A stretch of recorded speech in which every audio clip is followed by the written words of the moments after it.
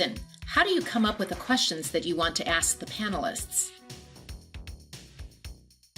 I'll write down everything I know about a topic that feels within that sphere. And then I'll kind of narrow it down to what areas I think bothered me or were tricky to me when I was first starting. And also like, what can I do to kind of address the whole scope of it? And I end up writing like 25 to 30 questions. These are first draft questions. Some of them do not stick.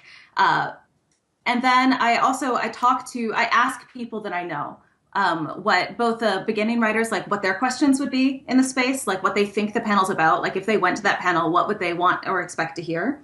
And then I asked my writing group, which is experienced writers, about what they would expect the panel to be and what they would want to know. Because I think you need a mix, because some of these people have been coming to panels for years and they've heard all the basic stuff. And then some of the people are coming for the first time and you can't leave out those people. So you definitely need to have the ability for depth without excluding anyone. And so then I really do a rough draft, basically. I talk to them and have them, after I figure out what they think it's about, I have them suggest questions. I go over my questions to see if any of them hit or don't hit. So we basically have a conversation, a fake panel, a dry run. And that really helps us figure out, first of all, it's fun. It's so fun because like it's all the pleasures of talking about the subject that you have on the panel, except without any of the pressures of doing it in front of everyone. And then it also allows you to see when something just hits with a thud. And like it can be a fascinating topic. I might have picked that question because there was a fascinating article that was well loved that really discussed it or something.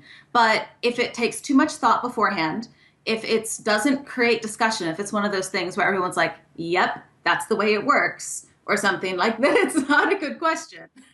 Yeah, you don't want things that stop discussion. You want things that start discussion. And that really helps you figure out what those are. You also don't want things that feel like a quiz, right? Because it can be really tempting if you know a lot about a space to basically use your questions to make sure that they answer all the details you want answered. But that's not right either. You're not a teacher. You're helping them share their knowledge.